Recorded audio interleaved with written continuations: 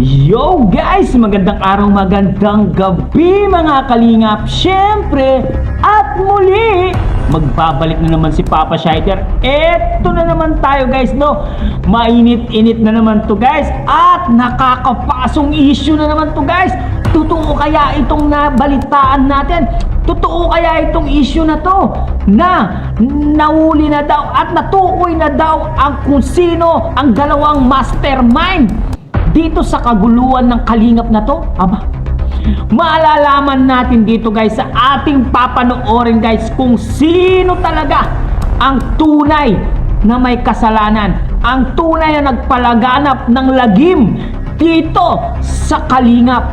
Siya po, hindi ko muna babanggitin dito, panoorin na lang po natin. Siyempre, kung bago ka pa lamang sa ating YouTube channel, huwag kalimutan mag-like, mag-share, mag-subscribe. Pahit na notification bell button para updated kayo sa mga ilalabas natin reaction video mga kalingap. At syempre guys, no, huwag kalimutan supportahan sina Kuya Bal Sanz Matubang, Ate Edda Vlogs, Kalingap Rab, Kalingap Team, syempre Kalingap Reactor, Papa Shider TV. And syempre, supportahan din po natin yung may-hari ng video na to guys, Bopil Vlogs. Panoorin na natin guys! Let's go! Yan ang pag-uusapan natin dito. Okay, tuloy. Pa na. Bako. Salcedo, Oh. ikaw ang utak. Ha? Yan pa pinatuloy sa kondominium sa sa Mandaluyong Hala ka. Kasabihan na yan. Lawyer, liar. Tapos, Pag-uusapan natin dito. okay. Pa na. Bako. Salcedo, ikaw ang utak. Yan pa pinatuloy sa kondominium sa sa Mandaluyong Hala ka ulit. Totoo? Gaano ka totoo? Kay si Salcedo raw ang utak. Buko na. Utak daw at pinatuloy daw sa condo unit. Gaano ito katotoo, ha? Totoo ba? Salcedo, totoo ba? Ha? Teka. Totoo ba yon? Joel Salcedo, o tuloy tayo? Yan ang pag-uusapan natin dito. Okay, tuloy. Pa na. Bako. Salcedo, Oh. ikaw ang utak. Ha? Yan pa pinatuloy sa kondominium sa sa Mandaluyong Hala ka. Nako, totoo ba yon? Joel Salcedo, ikaw ang mastermind. At diyan mo pa, pinatuloy sa iyong condo unit. Saan niya? Mandaluyong ba? Nabing yata ako. Gaano ito katotoo? Pinag-Jollibee mo pa. Hala. Sino nag-sponsor? Sino kasama nag-sponsor sa Salcedo Calvo? Paktay ka. Nako, Sabi ni Sally Asillas, good evening po. nako, pinag-Jollibee pa raw. Oh, totoo ba? Nako po. Ay talagang hindi nakaka-move on si Salcedo. Ang pagkakaalam ko, before, nang babalik tayo kay Ate Maylin. Yung mama nila May, ni Maisy, ni Mark. Nang ito ay nawakwak din. Ang pagkakaalam ko, itong si Salcedo ay parang may contact din yata doon. Parang kasabot din. Teka, hindi ko sure. Parang naririnig ko lang. Okay, tuloy. Sa mga antay kanina, ako wala naman akong topic dito eh. Okay. Ang masasabi ko lang dito, ayan, yung pagbubuo ko. Ayan na, Binuko. buong-buo ka na sa Salcedo. Nako. Paano to? Gaano ito katotoo? Salcedo, ikaw pala ang mastermind. Ikaw ay isang nasa likod ng atulpuhan. Ako nga naman. Hanggang ngayon ba, ilang taon na lumipas? Kung ito man ay totoo, ang sinasabi ni Sir Federico na ikaw ang nasa likod, isa sa nasa likod, ay hanggang ngayon ay talagang sukdulan na yung galit. Talagang di ka ngayon masasabing paghihigante, gustong ibagsak si Kuya Bal. Ganun ba? Ay kahit kailan, talagang hindi na nawala sa iyo, sa iyong isip ang kalingap. Parang sukdulan ng galit mo yata, ano? Ewan ko kung may nakakaalam na ito. Oh. Ewan ko sa kanina. Ako, kilala kita eh. Oh. Kilala kita sa Salcedo. Nako. Naging kaibigan kita. Ah? Ay, ikaw nabituka mo. Paktay ka. Good evening. Sabi ni Sally Arcillas, good evening po. Nako, tingnan natin ang video ni Salcedo kung gaano katotoo. Ito ba kaya ay talagang may katotohanan at di umano ay doon daw pinatuloy sa kanyang condo unit. Parang may naririnig ako na sinasabi niya meron siyang kondo. So binuko. Ay may mga ibang nag-reaction na yata dito. Parang na-reaction na yata ni Kuya Bal at alam na niya ang mga nasa likod. Mahaba to, abangan niyo ako bukas, ano po. Oh, ingit ang mga antay kalingap. Nadamay na ang wakwak, sir. Damay. Sila naman kasi nag-umpisa niyan. Sige, para lumabas sa kalingap. Ano yung magagawa sa kanila? So lahat kinukumbinse. Ibig sabihin, pag alam nila ang mga beneficiary ng kalingap ay mga tagilid na, so kinukumbinse. Sinusulsulan, parang kinukumbinse. Yun na, alam niyo na. Pero, ayun na nga ako nagtataka din po dito kay Salcedo na kapag kami mga kalingap beneficiary na alam nilang medyo parang nasasadlak sa issue, number 1 yan si Salcedo na parang sumasalo at pinagtatanggol. Pero ayun na nga, kamakailan may nababasa tayong comment na nagngangalang Hansel Jane Ilona Batalero na nagko-comment din doon sa kanya. Kaya ka tinatanong ko legit ba or fake yun? Kasi may tumakbo doon. Kaya nga sabi ko, kung tumakbo doon at humihingi ng katahimikan, ang sabi nga doon sa comment, gusto lang daw ng katahimikan, doon nagsusumbong. Eh, yung sinumbungan na si Salcedo, issue din naman ang gusto niyan. So, yun na nga po, sa mga nakakaalam, ito yun eh. Sa tuwing nagkakaroon po ng mga kaproblemahan sa mga beneficiary kapag nasasadlak sa issue, nandyan siya, number 1, na ika nga, pinagtatanggol, sinasalo. Yun, dinidepensahan. Tapos, yung kagaya ni Arjun. Si Arjun ay isang beneficiary din. So, nasadlak sa issue, sinasalo niya. Noong mga nakaraan, parang nakita ko may pinasalamatan ni Arjun. Nag-sponsor sila kay Arjun. So, yun. So, kung ito man ay katotohanan, maaaring oo. Dahil napapansin ko, noon pa matagal na kapag nga paulit-ulit ko sinasabi may mga isang beneficiary na nasasadlak sa issue, nandiyan siya, laging nakasalo. Laging ika nga ay kasabihang, laging sumasampot sa mga nahuhulog na bunga. So, totoo ba? May katotohanan ba? Ano sa palagay nyo guys? May katotohanan ba? Kilala nyo ba si Salcedo? Based kasi sa aking pagkakaalam at pagkakakilala kay Salcedo, iyan kasi, sabi ko nga kanina, mahilig yang magdepensa sa mga beneficiary ng kalingap na ika nga nasasadlak sa ka-issuehan. Nandiyan siya para ipagtanggol at parang kinakaawaan, yung mga ganun tipo. So, para sa akin, parang maaaring mangyari.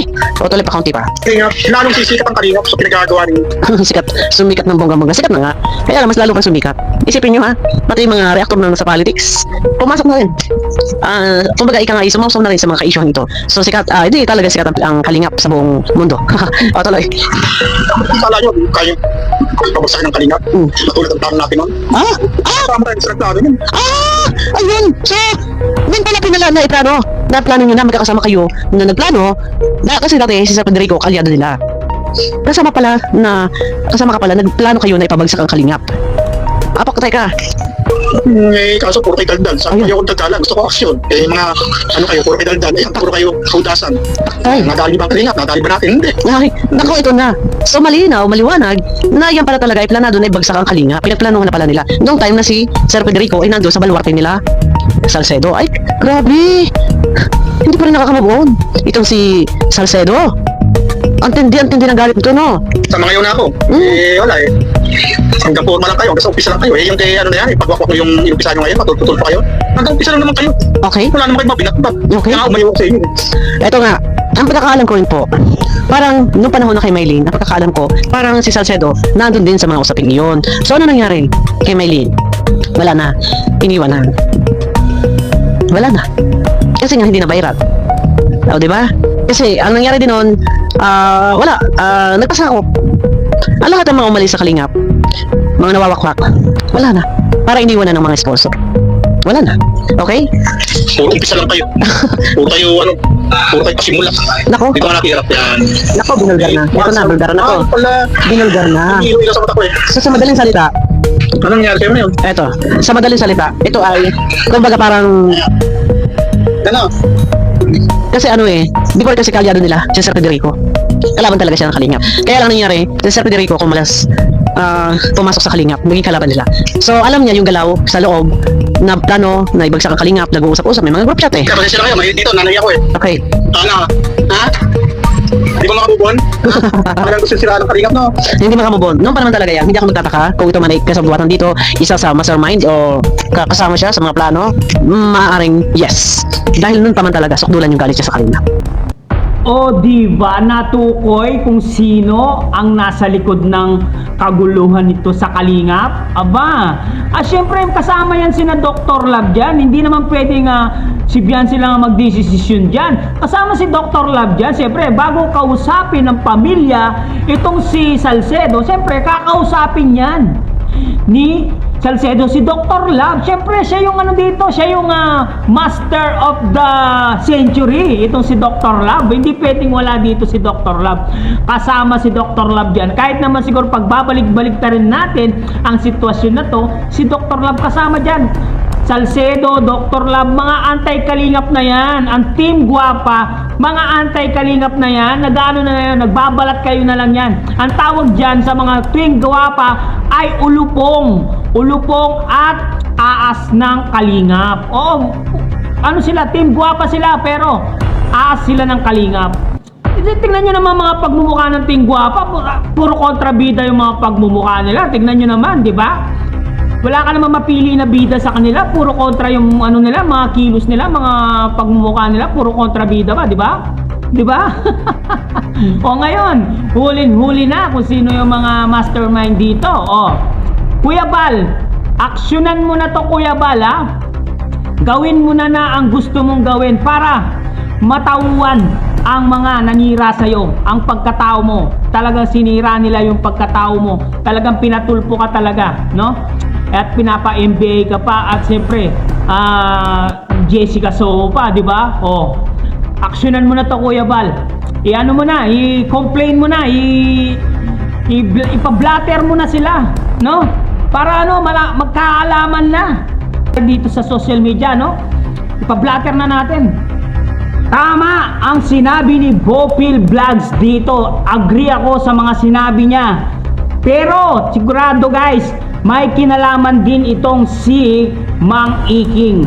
Kasi hindi naman magkakaroon ng lakas ng loob itong si Salcedo kung hindi niya kinausap itong si Mang Iking. Siyempre nagkontakan yan kasi yung mga team ni Mang Iking na Team Guwapa ay mga anti-kalingap na yan. Nagbabalat kayo lang po yan ang mga Team Guwapa na yan, no? Balat kayo. Kaya tingnan mo naman yung mga itsura ng mga Team Guwapa. Mukhang hindi pagkakatiwalaan guys, di ba? Mukhang mga kontrabida sa pinikula. Makikita mo naman guys. O di ba?